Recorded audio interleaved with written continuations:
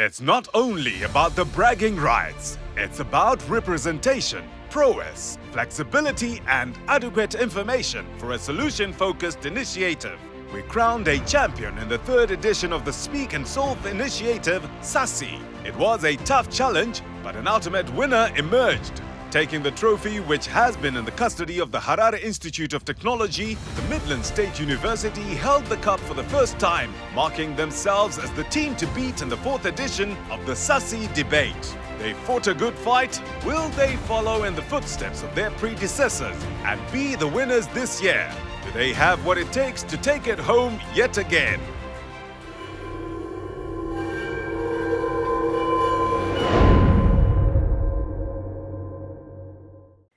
Hello, viewers, listeners, and participants of the 2021 National Universities Debate Competition. The Swedish Embassy here in Zimbabwe is committed to increase access to and respect for sexual and reproductive health and rights, especially for young people. Sweden has a long history of prioritizing these rights as part of its health, gender, human rights, and sustainable development work. And we place great importance on working with partners in countries across the world. To increase reach to young people in Zimbabwe, we have partnered up with Say What for an Action for Choice project, a project that is working hard to expand the knowledge and the attitudes of students in Zimbabwe so that they can successfully learn, function, and participate in the broader global community.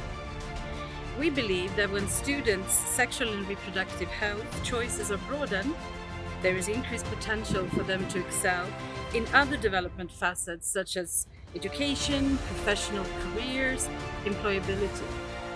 I would like to commend Say What for doing this important work. It is against this background that I welcome you all to the 2021 National Universities Debate Competition, which has been branded the Speak and Solve initiative. This year's competition, which is in its fourth edition, is taking place in the new studio, which was established with funding from the Swedish Embassy in Zimbabwe. The state-of-the-art studio is coming at a time when the world is adjusting to the effects of the COVID-19 pandemic by pursuing digital means of reaching out to young people.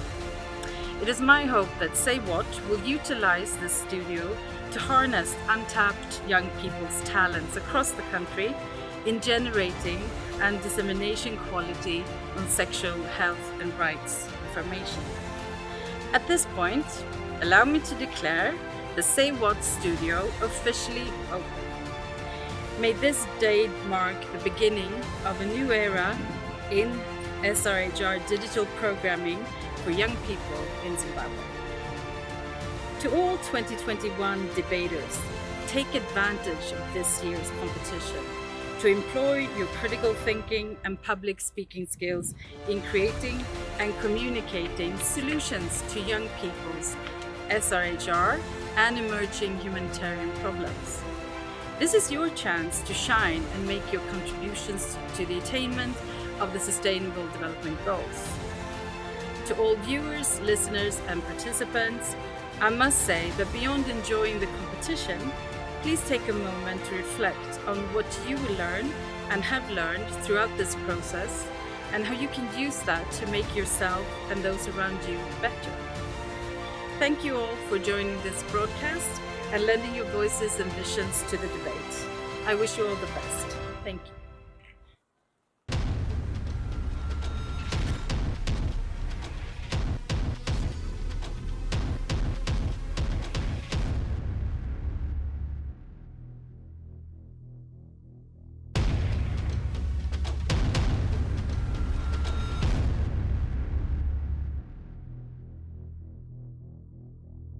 Hello, I'm Courtney Tediwana Jongwe.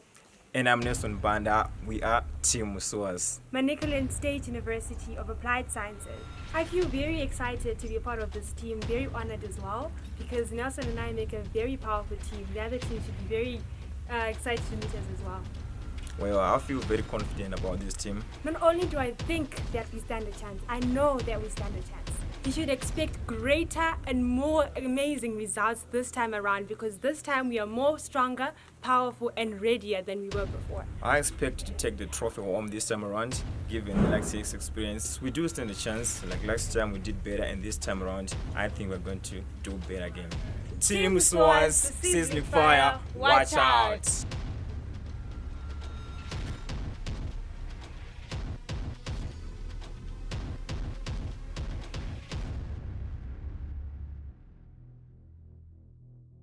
All right, so we're down to the final pair in this round.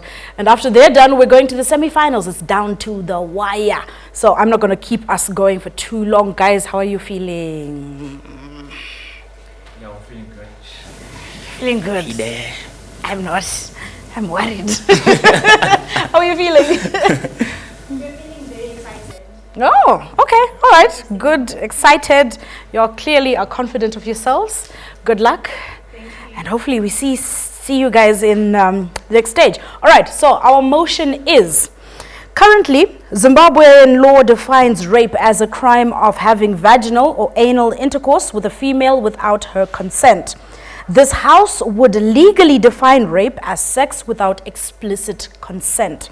I'm going to read it out again. Currently, Zimbabwean law defines rape as a crime of having vaginal or anal intercourse with a female without her consent. This House would legally define rape as sex without explicit consent. Are we clear on our motion? All right, I'm going to go through our modalities once again because we have lost some time off our clock. All right? Just making it a bit more difficult for you. All right, so affirmative, your opening speech is now 3 minutes. After which, opposers, you have 1 minute to cross-examine your opponents, all right? Once you're done with your cross-examination, it is your turn to give your opening speech, and it will be 3 minutes, all right? Then you will also get 1 minute to cross-examine. Once we're done with that, we move to rebuttal stage, where opposers, you will begin, and you have 3 minutes for that, all right? Then team affirmative, you also get 3 minutes, okay? When we're done with that, we get our closing remarks, starting with the opposers, ending with the affirmative, and that is now 2 minutes on each clock. Are we clear on our modalities? All right. Are you ready with your opening? Yeah. Your clock starts now. The minority of one generation is usually the majority of the next generation. What I'm trying to say is individual human rights should not be subjected to a public vote, ladies and gentlemen. The spirit behind this motion is inclusivity and equality. First of all, our client is a man who was sexually abused by Zimbabwean women for ritual purposes, reported by the BBC News on 28 November 2011. Took more than a year for them to be arrested. And when they finally appeared in court, the 3 women, they were charged with aggravated indecent assault, ladies and gentlemen. Indecent! They were charged against their decency. And we are here to say no. As long as it's violation of the sexual anatomy, it should be defined as rape. There was no explicit consent. Now, what is explicit consent? It is when an individual is clearly presented with an option to agree or to disagree, to be or not to be in the act, ladies and gentlemen, and there was nothing like that whatsoever. The background information does not include sex between a male and a male. It only talks of the female. And we are here to say it should include as such by just saying rape is when there is sex without explicit consent. There are also other methods that can violate the sexual anatomy of a male. That includes use of objects. There is also oral sex, which is not included in the section 65, which we managed to get our background information, ladies and gentlemen. Even the international law is adopted by some countries such as Yugoslavia. It characterized this rape without explaining and discriminating. Even the Convention on Elimination of All Forms of Discrimination Against Women, it held or states, according to the African Union's guidelines on combating the sexual violence and consequences in Africa, and therefore we should penalize the violation of individuals' sexual anatomy. The Constitution itself, ladies and gentlemen, it guarantees the right to freedom, the right to equality on Section 56, guarantees the right to freedom, the freedom from torture, inhuman, that is on Section 53. And then Section 56, it excludes the non-consensual oral sex, which we are here to say, ladies and gentlemen, and to redefine a rape as a house. Even Onward Gibson, in his opening remarks at the She Decides movement, he said, and I open quote, "Sweet music is only possible when both keys are played together.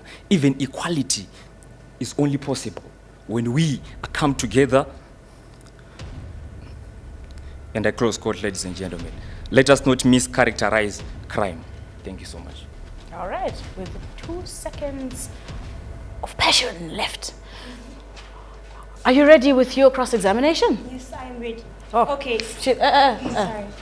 You're so ready, you're going. Your clock starts now. Thank you. Okay, so the current definition of rape by law makes it illegal to sleep with a minor, and if you do so, you go to jail because the minor cannot consent. My question really is, what part of consent are you not comfortable with in the previously existing definition of rape?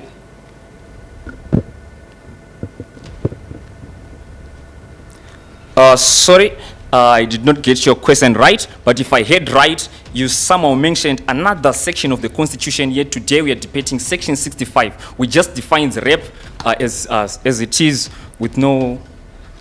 That was not the question. That was not the question. That was background to the question. And the question is, and I'll repeat, what exactly do you feel is not clear enough with the consent that is mentioned in the previously existing definition of rape? It is not inclusive of all types of rape, that is man to man, the use of objects on penetration. Thank you. I really wish you had gone more into those examples. I'm just saying. But, all right, are you ready with your opening? Yes. All right, please turn the mic towards you. Okay, and your clock starts now. Okay, so as a house, we are going to zero in on the most important and sensitive part in this debate, and that is explicit consent. So panel, these guys have just defined explicit consent, but let me characterize explicit consent to you. Explicitness is achieved when a boy and a girl sit down and say, "I want to have sex. What do you think?" And then she has to say, "No problem." It means that for husband and wife, before indulging into sex, they have to ask each other, "Are you okay with this?" And then if they say yes, then they go for it. So where is the problem in that? The problem is that the kind of consent that is explicit consent is close to impossible to get, especially in an environment like the third world conservative countries like ours, where we have girls with reservations, girls who actually think that the moment they say yes to explicitly, they are labeled as loose. So we have got people who cannot openly express themselves. They are just too shy to give explicit consent. They want to, but they can't. They can't say it. So when a guy touches her, she touches him back.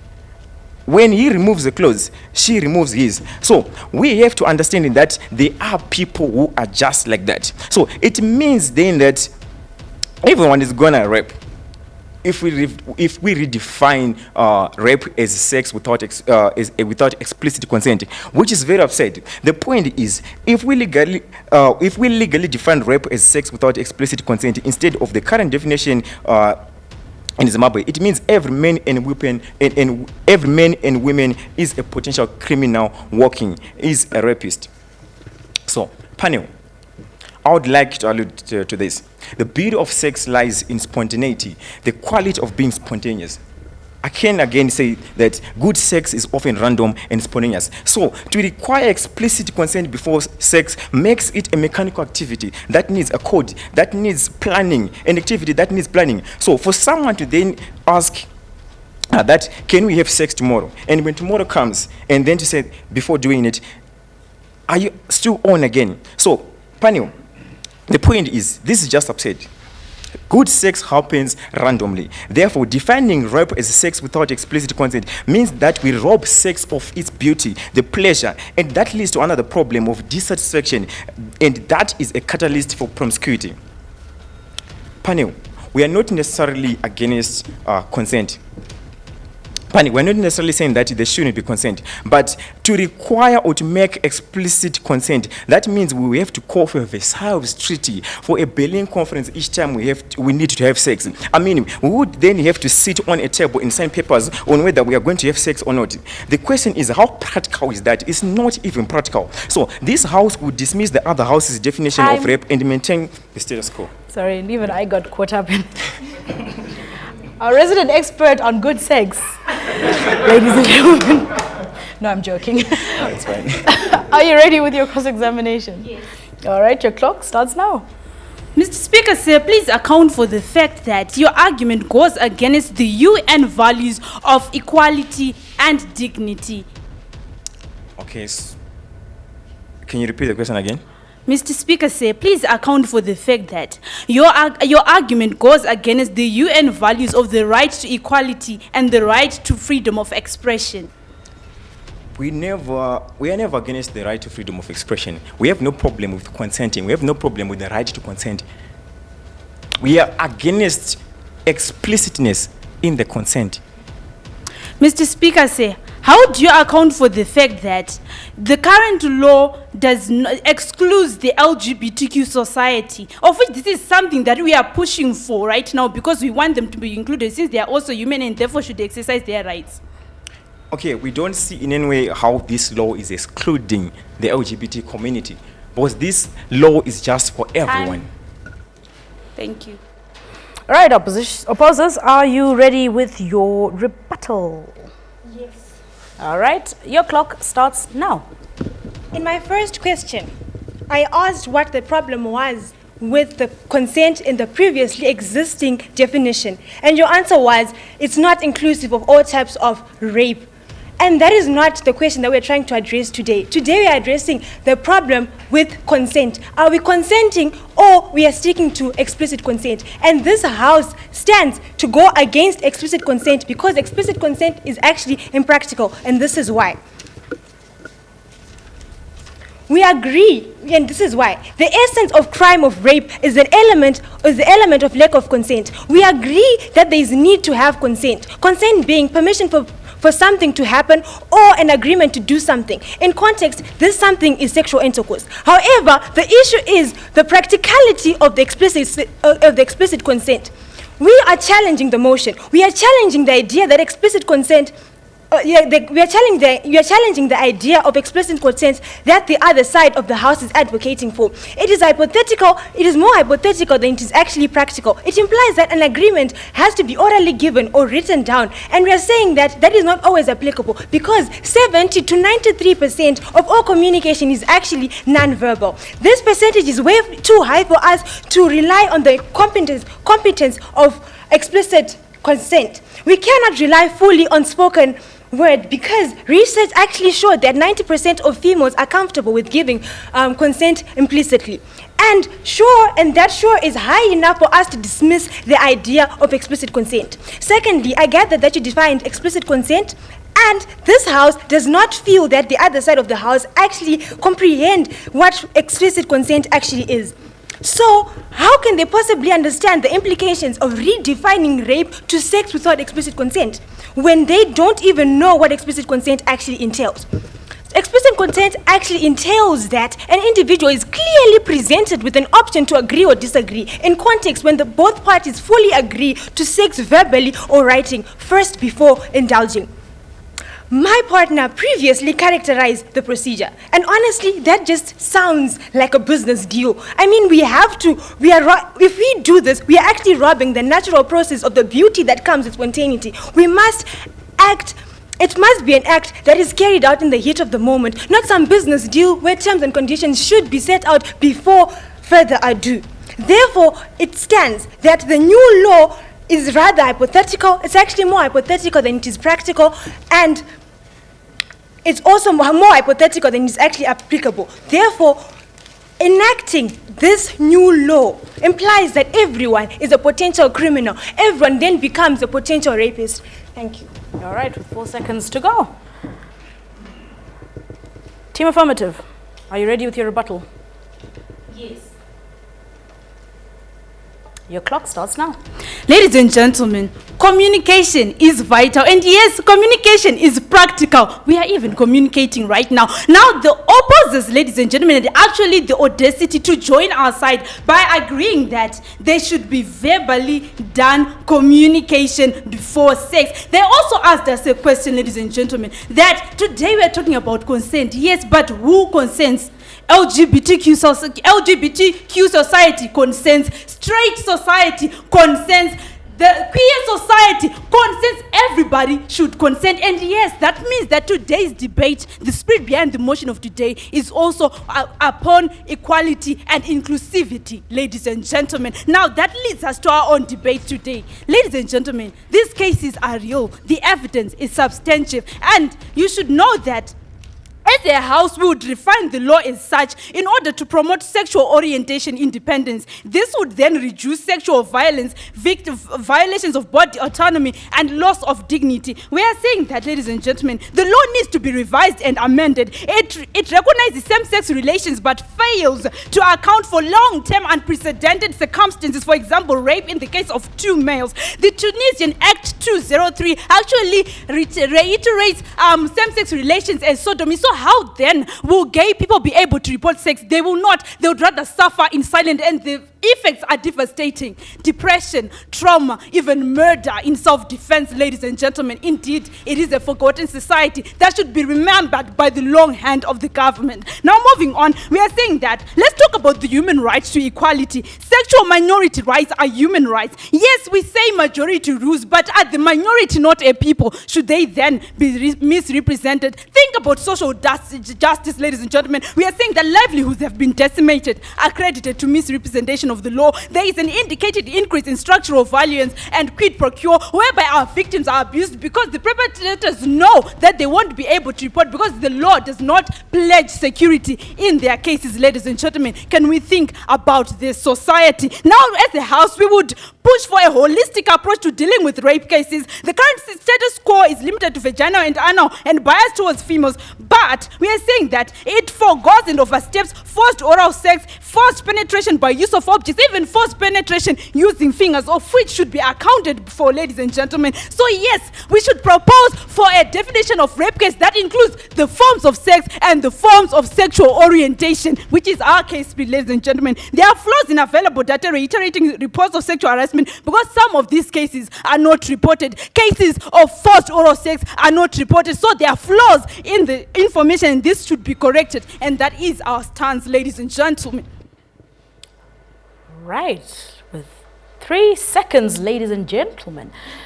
Are you okay? I'm good. You got yourself together? Yeah. I thought you were going to cry for a minute. Okay, I love it. Right, we are moving on from rebuttal to closing remarks. Opposers, are you good with your time? Yes. Let's go. So, panel, human beings are versatile beings. We communicate in several ways. We don't just communicate by writing, we communicate even by showing feelings, even by smiling. Okay, so the other house has lost it. The other house is talking about other countries and they're forgetting that we are correcting, or rather they're seeking to correct the law on the definition of rape in Zimbabwe. Fine with that. Okay, so the other house has defined explicit consent but failed to deliver or at least understand what it entails. We have done that. Okay, they've barely gave a remarkable distinction between explicit consent and the consent already established in the current state of affairs, that is in the current definition of rape as stated by the law. So the question is how much more clear do you want consent to be? Because as far as the current definition is concerned, it is, for example, clear that if one sleeps with a minor, he goes to jail. The age of consent enacted in the current law is clear. So how much more clarity does the other house want from the consent in the current definition? Panel, take for example the case of a married couple. What the guys in the other house, what will the other guys in the house do with them? Because already by virtue of being married, you are in agreement that you are going to have sex. Defining rape as sex without explicit consent is just uncalled for. A husband and wife will then have to carry a breathalyzer to the bedroom each time they want to have sex and say, dear, blow on this breathalyzer. We want to test whether you're intoxicated, because if you're intoxicated, you cannot give consent, you cannot give explicit consent, and that is just absurd. So, panel, another problem that these guys have failed to see is that there are going to be girls who will say after sex, give me money. If you don't, I will report you to the police without, boss, you have raped me without explicit consent. Okay. All right. Team Affirmative, let's have your closing remarks, and your clock starts now. The jury. What we are simply saying is, when our client get to the courtroom, we don't want it to be called sodomy. For our client has never been to Gomorrah. It is rape, ladies and gentlemen. For we clearly defined what the motion that we are debating today. The background information is an extraction of a rape definition from Section 65 of the Zimbabwean Constitution. It's a rape definition, ladies and gentlemen, from Section 65. Now, we managed to give the spirit of the motion in this debate, which is inclusivity and equality. We also managed to define our motion and explicit consent, as they are saying. We identify the problem that is in the society, as my partner alluded to in her points. This is a speak and solve initiative debate, ladies and gentlemen. And we also give the solution, which is the motion we are proposing today. We moved on further to mention the international law, which was adopted by an example, Yugoslavia. And therefore, this house is saying we can also adopt it. Not that we've based our argument on what Yugoslavia is doing. We are saying, as a country, as Zimbabwe, we can also do it because Yugoslavia managed to do it. We managed to mention some of the movements that are pushing for this motion. Where I mentioned CEDAW, ladies and gentlemen. We have said almost everything that makes us to win this debate, except for assumptions. We've only left assumptions, ladies and gentlemen. We should include all, the law should include all, justice should be for all. When you give consent, you should make sure that you give consent and the law is there to cover you. Thank you. Also with 3 seconds to go. All right, so that is the end of this round. Whew. What a day it's been. It has been very emotional. It has been very spirited, very passionate day of debating between teams. Of course, as I did mention, this is the last pair in this round. When we then come back tomorrow, we will be in the semi-final stage. Now, he left out assumptions. You're allowed to assume, though. You can make your assumptions in the comments section. Who do you assume will be going on to? That's not the correct use of it. Don't worry about that. But you're allowed to speculate. You are allowed to speculate. You're allowed to cheer your teams on. Please make sure you're letting us know who you want to see in the semi-final stage. The adjudicators are shaking their heads because they're tired. They're tired. They've had a really long day, but they've been doing a really good job so far. Now, the SASI, which of course, as he alluded to, is the Speak and Solve initiative. SASI debate competition is brought to you proudly by Say What, in partnership with the Swedish Embassy, UNFPA, the National AIDS Council, and of course, Econet.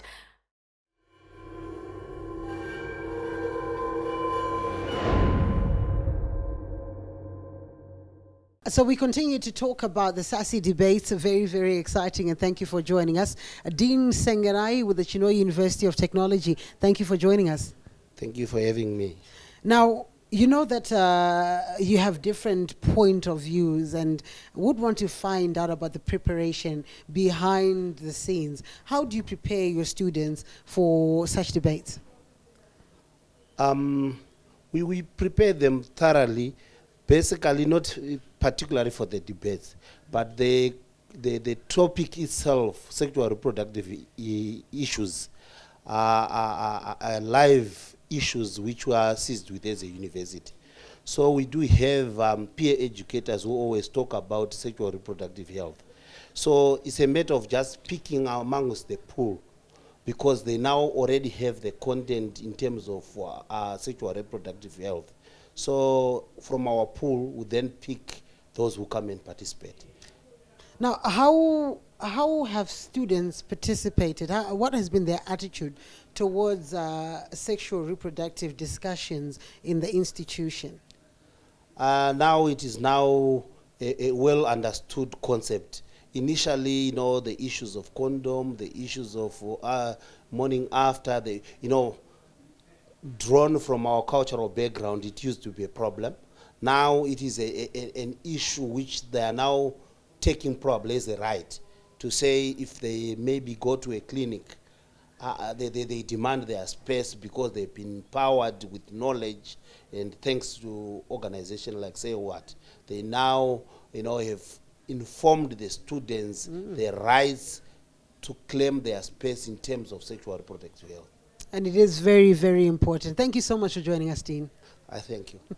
Dean Sengarai with the Chinhoyi University of Technology, and obviously open conversations that we must have about sexual reproductive health. Bakumana wo bowe chamskana dakari za gitari nchantara akanditize and the gafara kusaidi kwangu chakakala yo, but you should know your status and get tasted maizia handuru chine mazimari mazi banduru saka iwe unonzani panika game gandu dandi kuze get tested for HIV.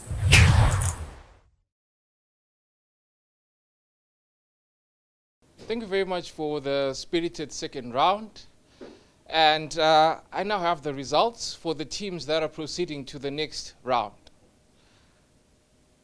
In no particular order, Lupane State University, Midland State University, UZ, Chinhoyi University, Manicaland State University, and finally, the National University of Science and Technology. Congratulations to all the teams that have made it to round 3. Best of luck. There's so much excitement, and thank you so much for joining us. So yesterday, we said goodbye to teams, and of course, the tertiary institutions with young people who are excited, who are knowledgeable, and also representing their institutions well. So we said goodbye to Bindura University, Africa University, Gwanda State University, and also we said goodbye to Great Zimbabwe University. So it's time for us to get into the third round, and we want to know which teams are going to be going against each other. So I've got my two representatives from Say What. Let's go ahead.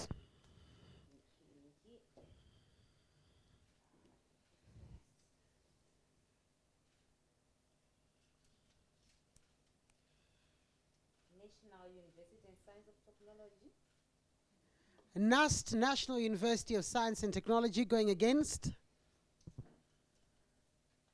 Midland State University.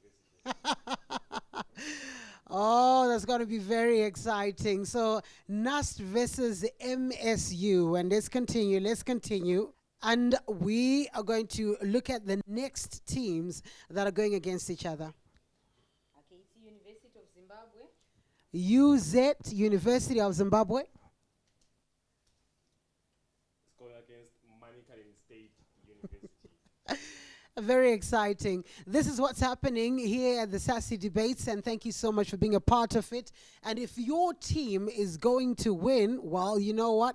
That'll put a smile on your face. But obviously, we want to hear from the young minds. We want to hear what they have to say. And of course, their standpoints on different subject matters. Stay with us.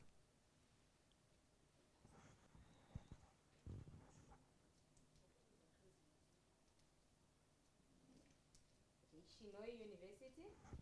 Cut, Chinhoyi University of Technology. Against Lupane State University. And I know you've been waiting for that.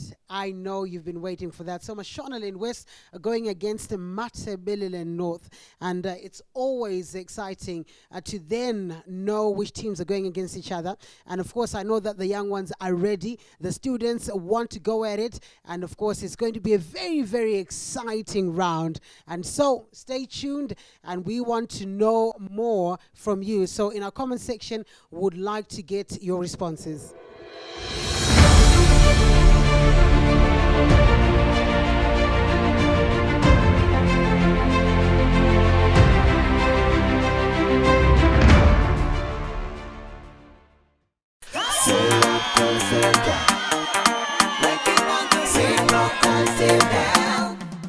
Fonera, say what goes center.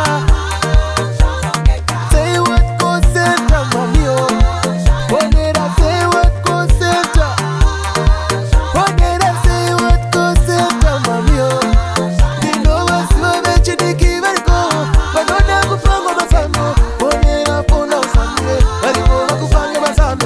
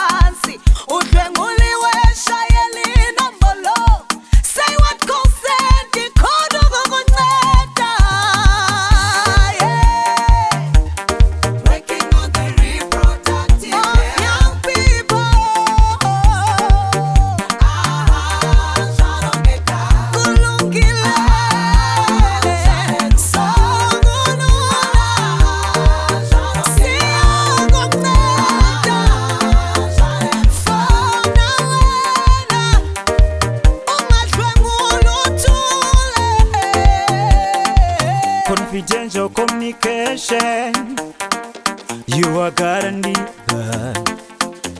Instant provisional and expert.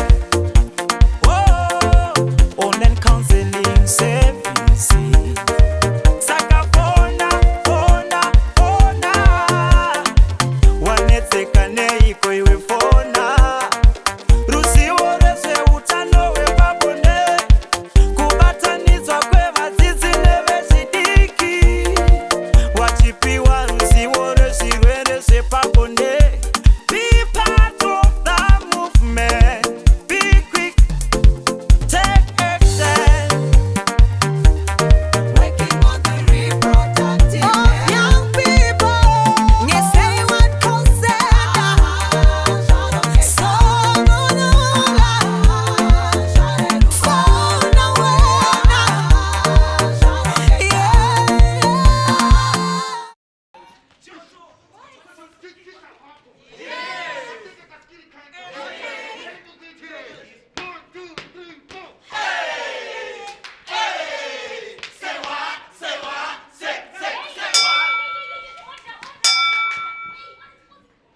So yeah, we're spreading the peace, spreading the love. We're saying the gender is violence. Yeah. Connecting the youth, spreading awareness. So I'm a goat and wear for life. Yeah, cross white. Yeah, Taliban nani high. Yeah, we're talking peace, no GBV. Me the jungle, quit tonight. Yeah, we got you covered. Supporting girl, wear for life. We got the L, we got the P. Kushiga ku NCC, and that change your lifestyle. I'm pending the campus. I'm talking about peace, connecting the youth. Mugote and wear for life. Say what? Abstain or compromise. No tolerance to GBV to Gadaru Tabata Basa.